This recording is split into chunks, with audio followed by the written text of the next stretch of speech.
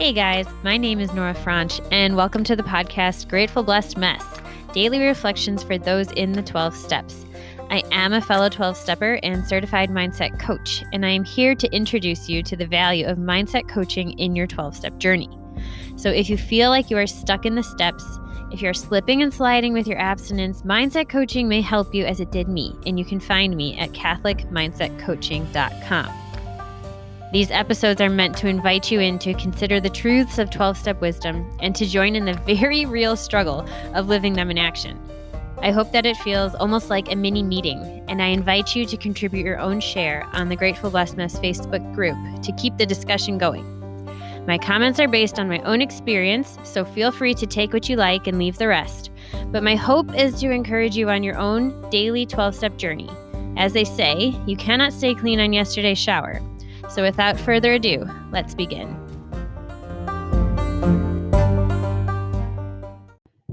Good morning, y'all. I wonder how many of you have been listening to this podcast pretty consistently now, because we are getting close to the end or to the 3-month mark. And that is really exciting for me personally. And if you have been listening to this for a while, or if you've gone back and caught up or whatever, if you're working your way through it, reach out to me and let me know. That would make my day. Okay, we are reading from the OA Reader, Voices of Recovery, the reading for July 3rd, page 185. Step 7 calls for us to adopt an attitude of humility. The 12 Steps and 12 Traditions of Overeaters Anonymous, page 59. The reflection. I didn't think I could muster up the attitude of humility necessary to work step 7 and to proceed.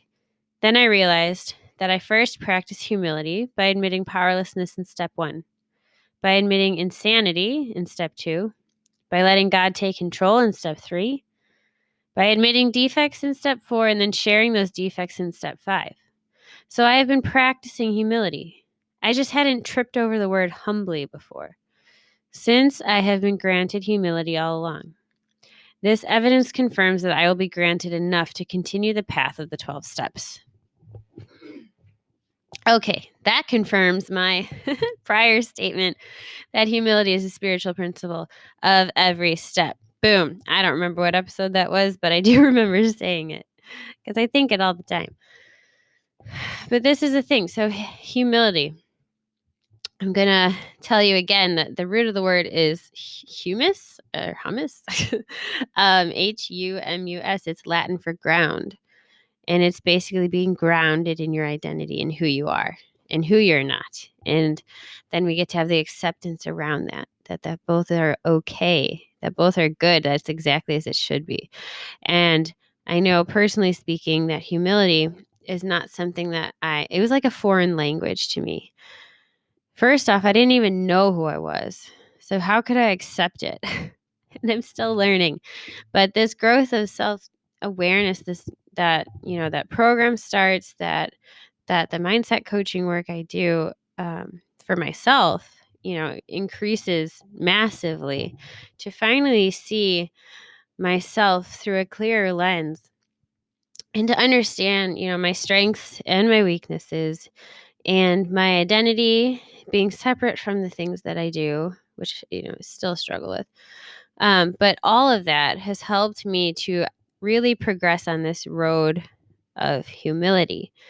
Because if humility is knowing who you are and accepting who you are and accepting who you're not as both being good, you have to know who you are and know who you're not. And as a funny aside, I don't know if you've heard of it, but there's the Gallup Strengths Finder test. And when I took that almost it was 9 months ago.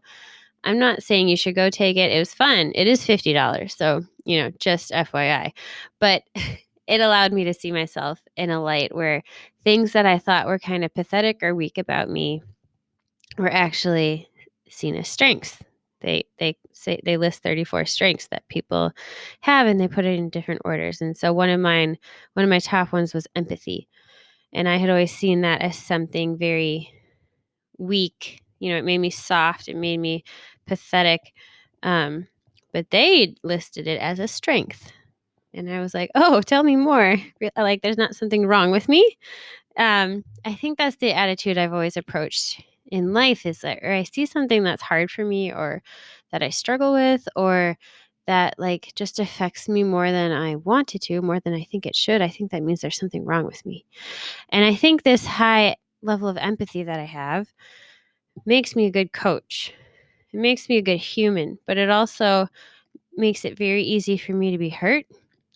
It makes it very easy for me to pick up on the temperature of a room and to absorb that, even though I don't want to, often when it's negative.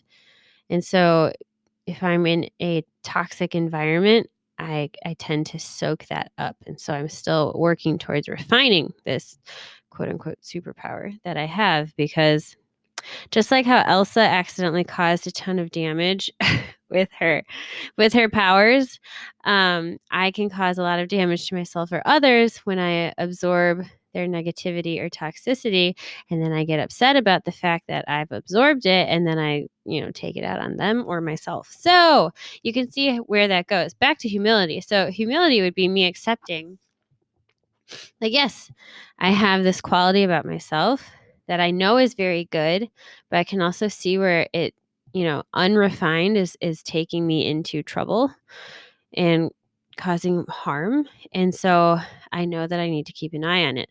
And I know I need to keep kind of reassessing it and visiting it at the end of the day and being like, ooh, yeah, I could see where that kind of ran riot today. And I can do a step 10 about it, and I can tell my sponsor, this is what came up. And then she'll be like, okay, let's try again.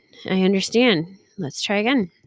And that's humility. And I think the biggest thing, especially if you're struggling in program, meaning you're struggling to keep your abstinence. You only get a few days at a time, or you get a month and then you slip, or you get 3 months and then you binge, or whatever, and then you break your sobriety or your abstinence.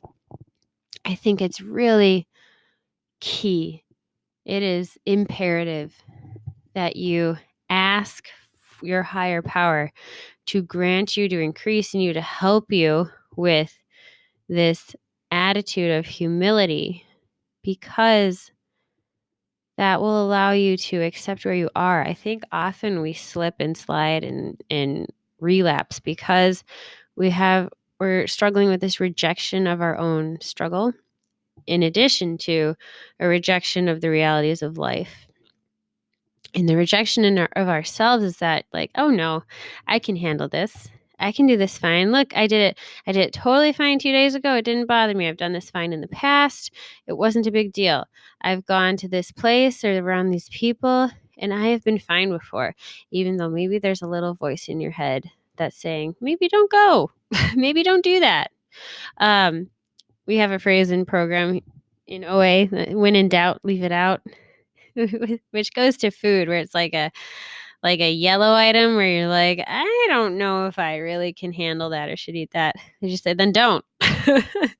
don't risk it. What's the point? What's the point? Not and anyway, so the same goes with certain behaviors. When in doubt, leave it out. I want to, share what this person did, but part of me feels kind of sleazy for doing that because it's really not my business to share. So when in doubt, leave it out. If you're talking to yourself about whether or not you should do something, don't do it. If it's a negative thing. If it's a good thing, go do it. Like I said, take everything I say with a grain of salt. However, this attitude of humility, when we slip and slide and relapse, what we can do is embrace the fact that we are someone who's slipping and sliding and relapsing. Today, I am someone in relapse, and that's okay. And once you've hugged that part of yourself, once you've embraced that, once you've looked it in the eyes face to face, and you're like, yes, this is me. This is me, and I'm going to show up to a meeting, and I'm going to sit in the chair. And when they ask how many days I've had, I can raise my hand and say, I have 1 hour. And people will clap because you came. And as someone who's struggling or someone who's new, you are the most important person in the room. And so don't listen to that disease voice in your head that says you have no business being here. You're no good. You're not part of the program. You're not good enough to stay. It's too embarrassing to show your face again. That's your disease, and your disease wants you dead. Come to a meeting, call your sponsor, make an outreach call, journal, pray, show up. Action. Take action. Look yourself in the face and say, I am in relapse, or I am sliding, or I have 2 days, but I'm thinking about breaking it. And say, yeah, that's true. That's who I am today. But I know the steps I can take. With that, I pass.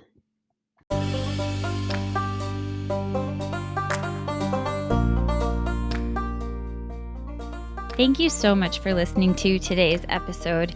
If you feel that mindset coaching could help you on your 12-step journey, please feel free to reach out and find me at catholicmindsetcoaching.com. But more than that, it's important to me to give listeners like yourself a place where you do not need to feel alone on your 12-step journey. And for that reason, I've created a Facebook group. It's called Grateful Blessed Mess. And it's a place where listeners can go to add their own commentary on the share for the day, in addition to my own, and for us just to have a conversation or start a back and forth where people can find support in their 12-step journey. This is not a replacement for 12-step work. This is something outside of the 12 steps. It is simply something that has a heart for the 12 steps and those who are in it. And so, welcome. If you are here, chances are you may also be a bit of a mess. And I hope that you can learn to find some gratitude in the blessings that have come from your messes.